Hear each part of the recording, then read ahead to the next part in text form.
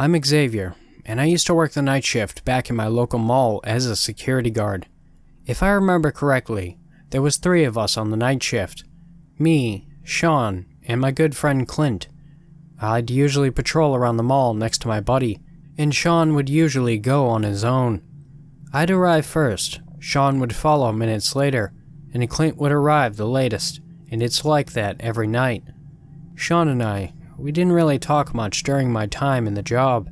He just seemed like a weird one, always coming to work shaking and terrified.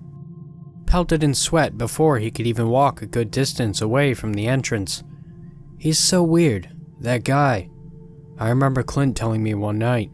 I didn't want to speak badly of a fellow security guard, so I tried to respond as neutral as possible. I asked him why he thought so, and he shrugged in response. He always looks behind him, like he's searching for something behind him. He looks like he's scared all the time, and you don't think it's strange we never run into him during our shifts. He's clearly up to no good.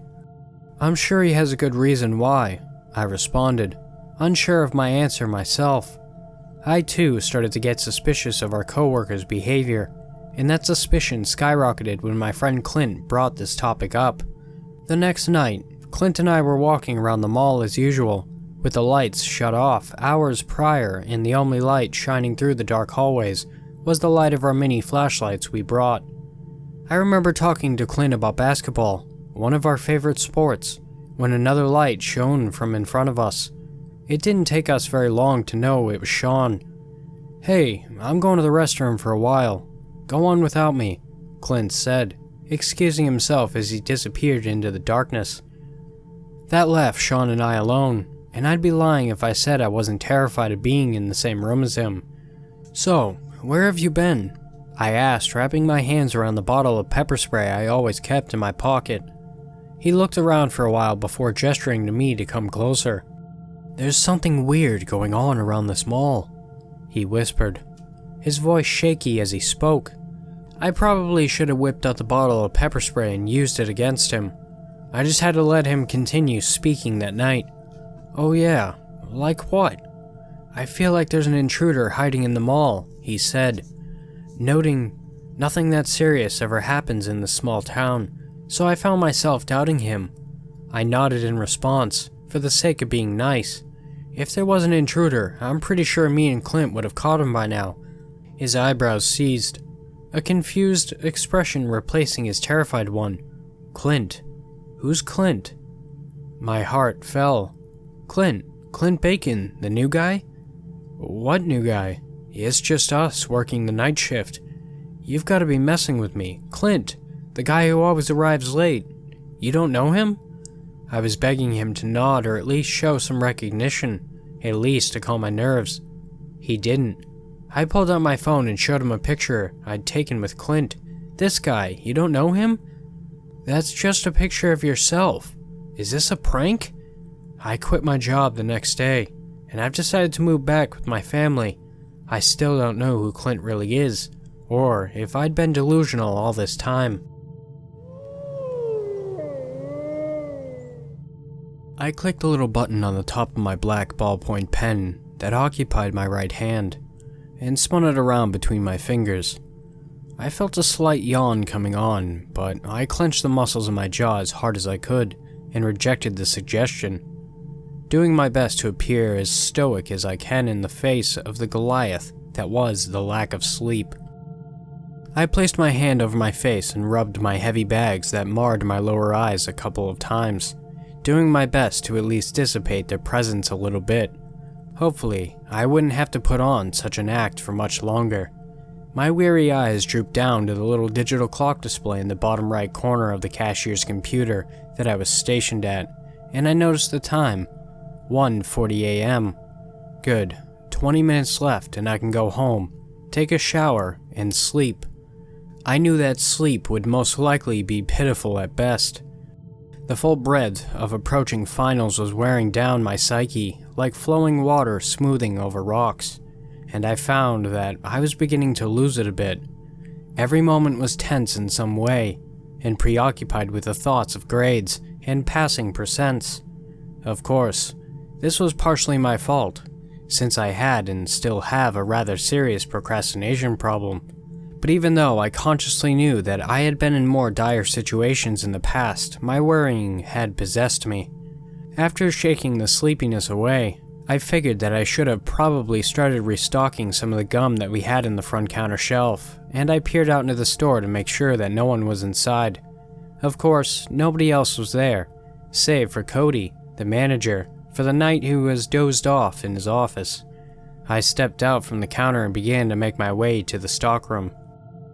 It took me a little while, but eventually, I produced a little box filled to the brim with peppermint-flavored gum. I fished a pocket knife from my left pocket, slashing open the cardboard like a master chef, filleting a salmon. Once the flaps were cut from the box, I began to walk myself back to the counter, until I felt a bit of a shock fill me, as the sound of a ringing bell and an opening door faintly pierced the air. I set the box down and put the knife back into my pocket. As I began to walk out of the storeroom, a guy was standing at the counter staring down at his feet. I quickly stepped back behind the counter and gave a little smile at the man, but I noticed that he wasn't looking at me. He seemed to still be looking at his feet, and the only part I saw was the top of his tattered blue baseball cap. I flashed my regularly rehearsed customer service smile and spoke. "Good evening, sir," I mused, doing my best to come off as nice as possible. "Uh-huh," he mumbled. He was a young man, no older than 25, and if my senses weren't fooling me, a skunk-like and acrid stench emanating from his clothes. I knew it well, not because I necessarily participated, but because the smell was quite distinct, and I encountered it often. I looked at the counter and saw that the man was only purchasing two things, a 20-ounce Red Bull and a pack of Magnum extra-large condoms. Classy. "Is that going to be all for you?" I asked, my wide grin beginning to fade a bit. He wasn't the type that I expected to actually care if I smiled at him or not. He nodded. "That'll be $6.22, I said, and after a bit of fumbling, he produced a heavily crumpled $10 bill. He actually looked at me for the first time, and deep redness that stained his brown eyes only confirmed the suspicions that I had about his scent. I quickly rang everything in, and after I handed him the $3.78 back, he nodded and walked away, opening the glass door and stepping out into the cool December air.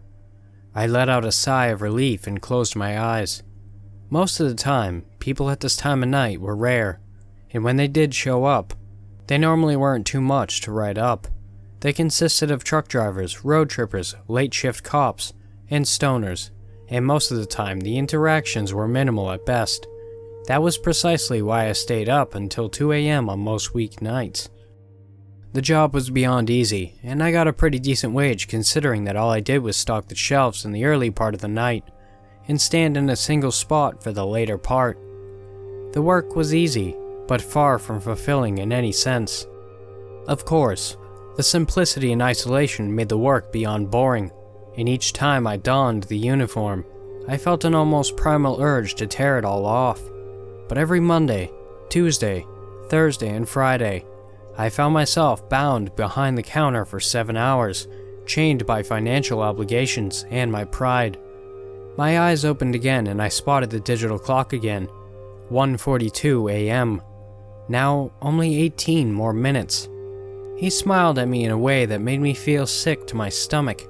He stood at the front end of the counter, and he was just staring at me. I stared at this man for a couple of moments, and blinked a couple of times, doing my best to actually decipher what this all was. I knew for certain that the little bell on the front door hadn't rung, and that I didn't hear any footsteps squeaking on the floors. Sorry, can I help you?" I asked. As I looked at him more, his presence only unnerved me more. His hair seemed slicked back with oil, and I detected just the slightest fragrance of apples. He was wearing a pearl-white suit, a maroon tie hanging from his neck in a rather strange knot.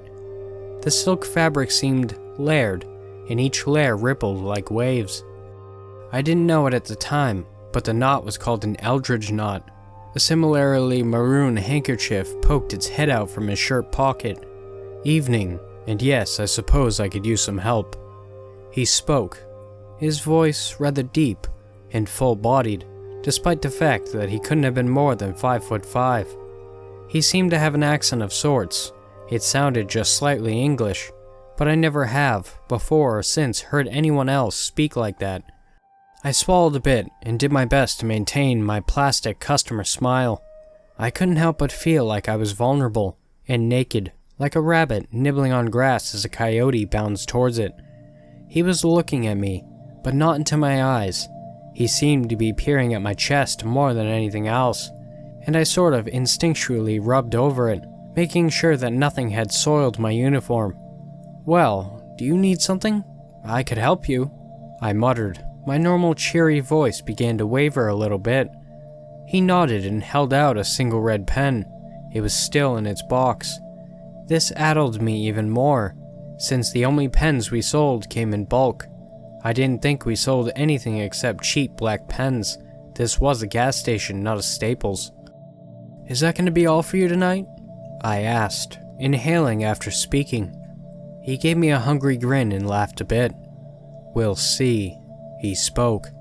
I didn't like the way he said that. $5, I smiled. Although this smile was strained. I knew we had pens, but a single pen for $5.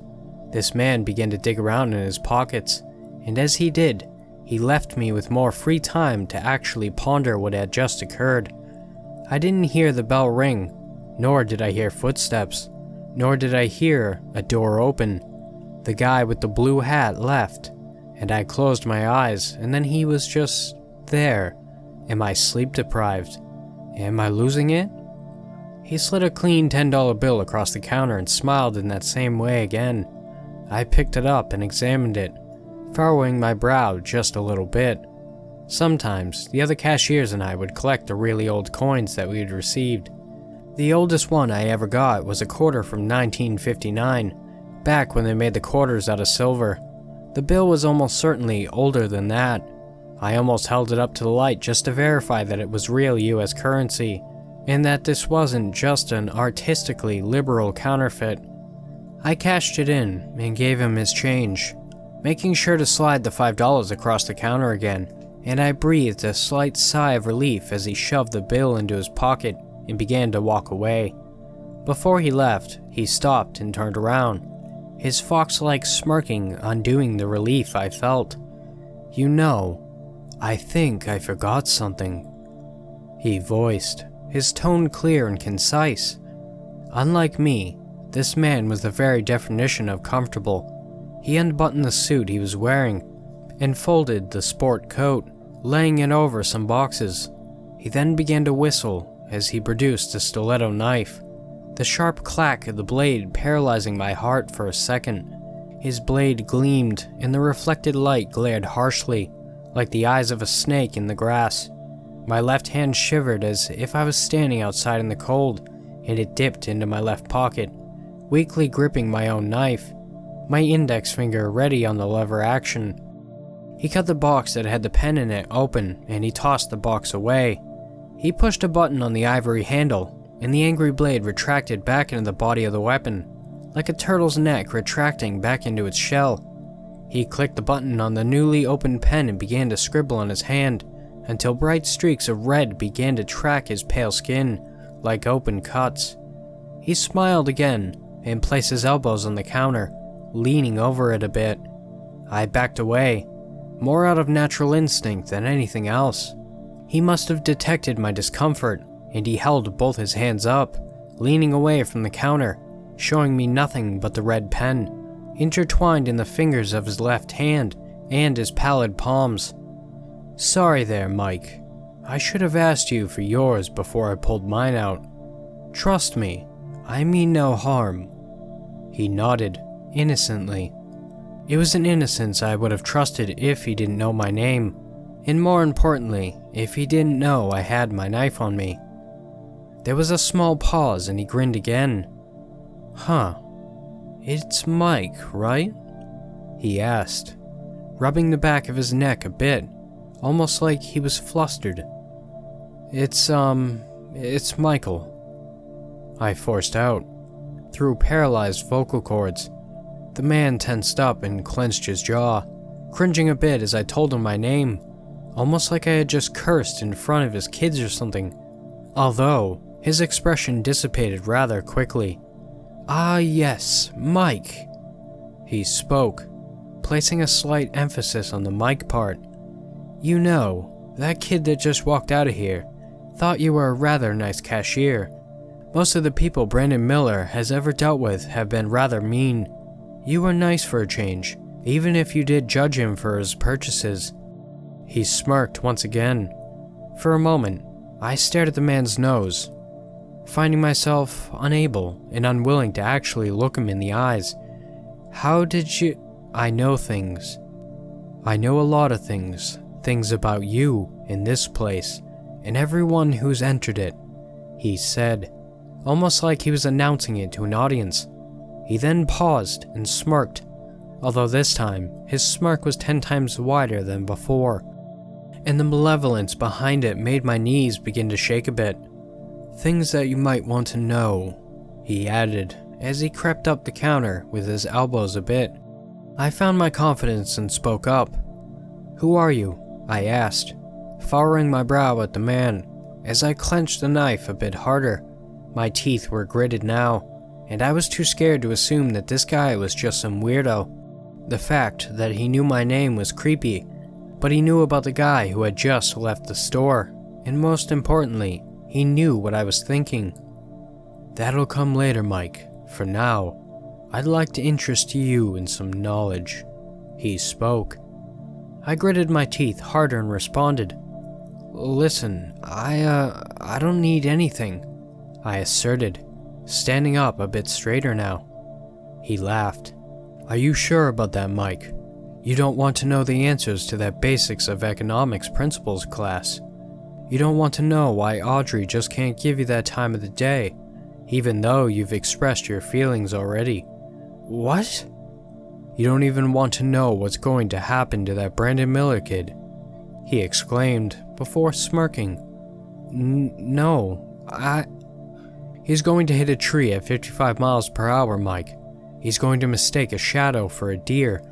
Or maybe, just maybe, he might even see a man in a white suit.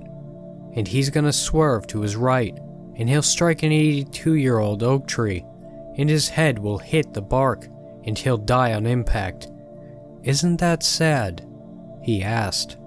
"Who the hell are you?"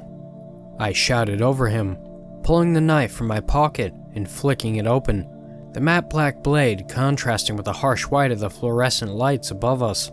At this point, my fear translated into pure anger. Whoever, or more aptly, whatever this was, thought that this was some silly game or something, and I wasn't having it anymore. He looked me in the eyes for the first time, and everything I ever thought I knew was gone. For those moments, I was falling into an abyss so deep and incomprehensible that I might as well have just walked off the earth. It was hot, and every single inch I fell only brought me closer to complete abandonment of anything and everything good. Evil was at the bottom of this hole, and evil was in the man's eyes. My stare was fixated on his eye sockets, which were now occupied with earthworms and greenish pus, which dripped down his face like tears. I began to scream a bit, as I felt scalding hot tendrils wrap around my legs, and as I looked down, I could see simmering hands, as red and as hot as coals, digging into my ankles. They were pulling me down faster. I remember looking at their faces and seeing nothing but eons of regret, pain, and anguish. They were no longer humans at this point. They were fear personified. Eventually, I must have fallen over, because once I actually came to, I was lying on the floor. I probably hit the rack of cigarettes behind me, as evidenced by their presence around my body. I fixated on the light above me and took in shallow breaths.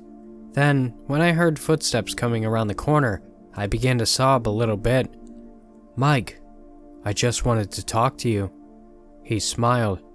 What? I asked. Through tears and gags, the visage of his face contorted and rotting, like that was being replayed through my head over and over, and each time I saw it, I retched. "You wanted to know who I was. I showed you. Quit being such a baby and get up." he insisted, in a voice that almost sounded rather impatient. I wanted to get up and run as far away from this man as I could, but my legs were still shaking, and part of me knew that he could probably run faster than me anyways. I got up and started to cry again. "What do you want?" I pleaded as I pressed myself up against the wall opposite to him. "Well, I do want something, I suppose.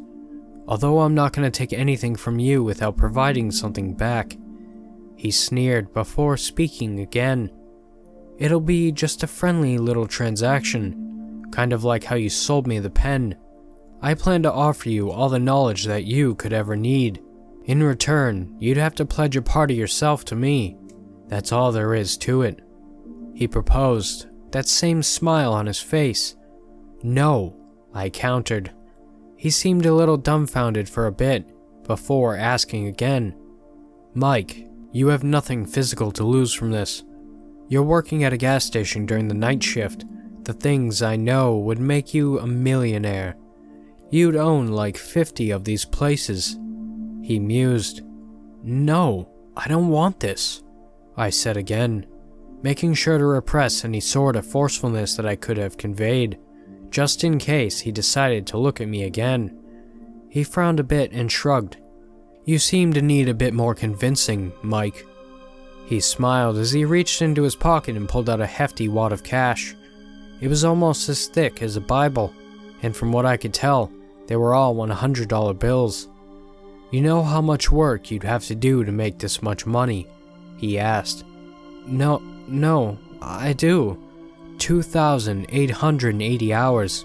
That's about 120 whole days standing here and doing nothing else. How boring." He grinned, confident with his pitch. It was a lot of money. I don't think I've ever had that much money before or since. "No, I don't want it," I stuttered. He detected my hesitation and began to grin again. He pulled out another wad of cash, and then another one, setting them on the counter. This went on for almost 30 seconds until the whole counter had cash on it. I'm not particularly good at math, but I'd estimate that he had around $60,000 to $100,000 on the table. I stared at it for a while and furrowed my brow. I was certain that it was physically impossible to fit that much into a suit, especially since none of it poked out from his pockets. But then again, was any of this real or rational? You could make 10 times this in a day if you wanted to, Mike. All you need to do is ask for it. He spoke, closing his eyes. "No," I said again. He inhaled and exhaled, clenching his jaw a bit before smiling. "You know, you could really get far in life if you weren't so damn stubborn. You know that, right? You'd be in a much better position, and you'd finally drop that Audrey broad that you care about so much, and be with a girl who's much better to you. You'd actually be useful in the world, and do great things. You have potential, but you keep wasting it." He seethed as he pulled out a rose-colored paper and clicked open the pen. I noticed that he seemed to rapidly switch between anger and happiness without much rhyme or reason, and that kind of scared me a bit. I didn't respond. He sighed and turned around, shaking his head a bit. "What a fool," he shrugged. His back was turned to mine now, and he held that position for a while, stroking his chin with his right hand like he was thinking. I spotted the black pocket knife on the floor by my feet, and I knew that this would probably be my only chance to fight back. For all I knew, he was going to kill me anyways. I picked the knife up and lunged at him, plunging the blade deep in between his shoulder blades. He flinched a bit and started to cough, before turning around and facing me again. Part of me didn't exactly expect anything to happen to him, and part of me expected him to fall over. He just stared at me again. "Did you really think that you could do that?" he asked, as his hand dug into his pocket again. He pulled out his stiletto knife again, and the blade shot out like a bullet. His eyes were on mine again, but instead of any sort of vision, I saw his eyes for what they were. They were dull blue, and his pupils were slitted, like a snake's eyes. He plunged the knife into his chest, and I think I screamed. He did it again and again, and each time the blade pierced his flesh, it made a heavy thwack noise. He didn't bleed or flinch as he began to saw the blade into his throat. I started to cry a bit more, and he'd put the knife back into his pocket. "Take the damn offer," he cried, as he stepped closer to me, holding the paper and pen in his hands. "No!" I shouted over him. As I cowered in the corner, I placed my hands over my head and shut my eyes hard. I held this pose for a while, and just before I opened my eyes, I heard him. He was whispering into my ear. "Fine then. Keep being pointless. You're going to die here, you know. Not now, but in 40 years. You'll be behind this very counter, still making out a horrible wage. You'll have a heart attack, and no one here will help you as you choke on the floor. Ain't that sad? And Audrey will marry a man who's much more attractive and intelligent than you are, and you'll never get over her. So, you're going to die alone," he said with a hint of finality before laughing. "You have 40 years, Mike.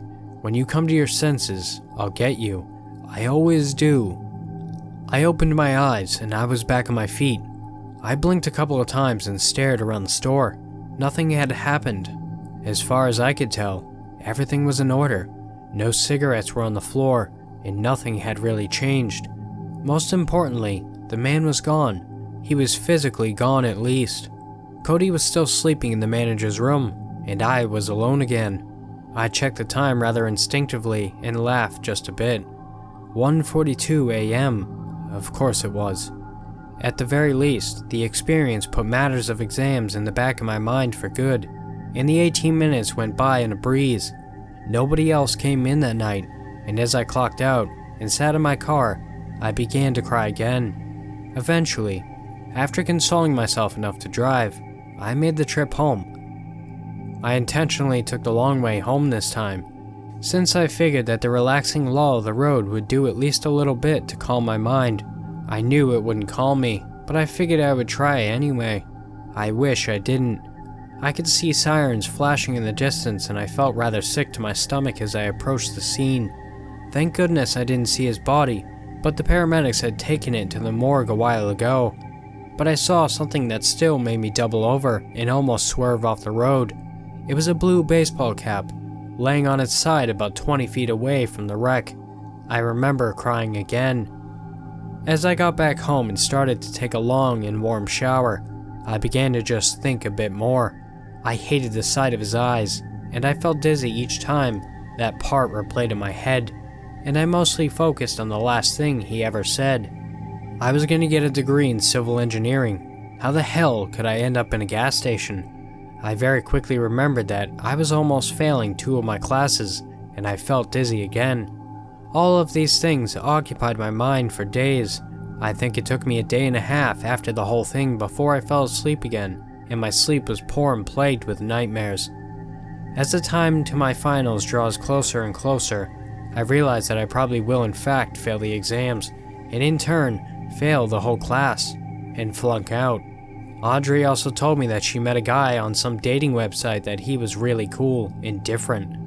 Cody just offered me a promotion at the gas station too, and while I'm certainly not rich, it's enough to cover basic needs and leave some spending money. But I don't want this life, and I hate complacency. That money, the woman, all the promises he made. As time lingers on, I began to wonder if I should in fact come to my senses. I still have nightmares, but the wriggling worms and hands from hell are gone now, and all I see is his face, smiling that horrible smile, and saying some simple words. "I'll get you eventually. I always do."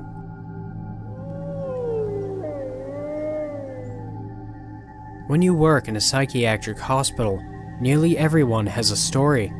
Then, there's the people that really do have stories.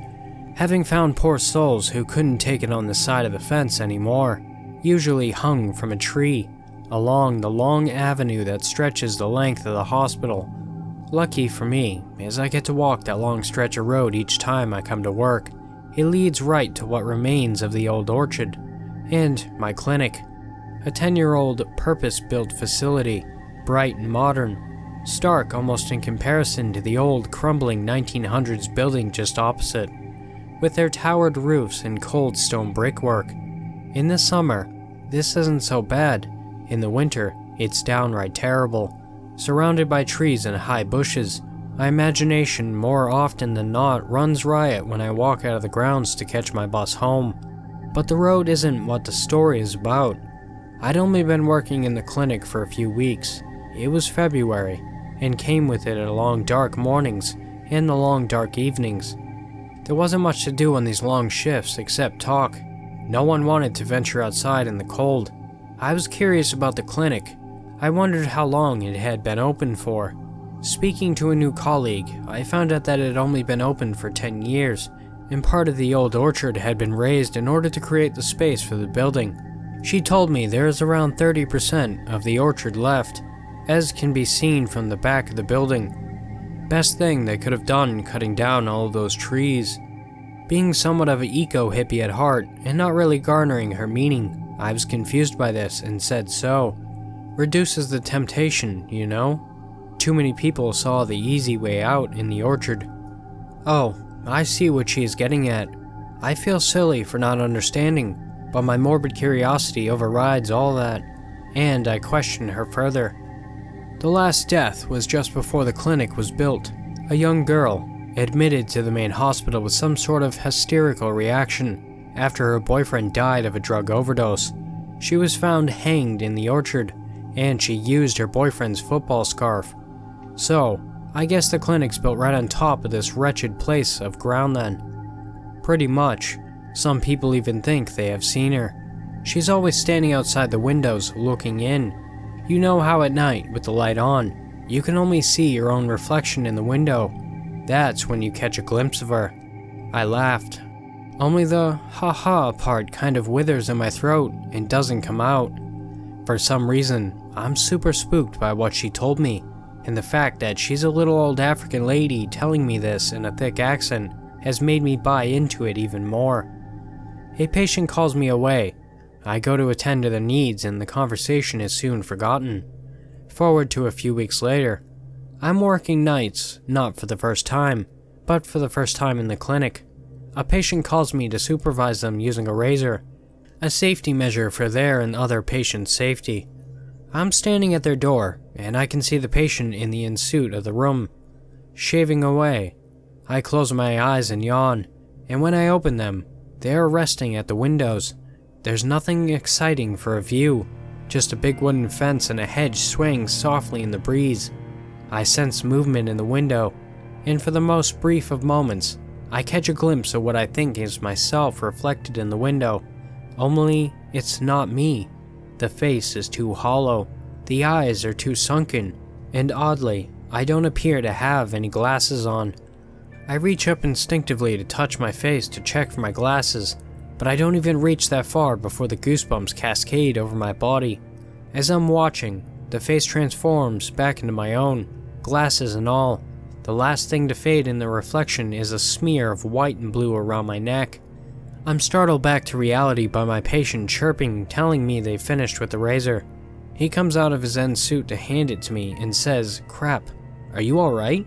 You're as white as a sheet." I can barely take the razor from his hands because of my own shaking. Thanks for watching, Wolfpack. If you want to submit your story, my email and subreddit will be in the description below.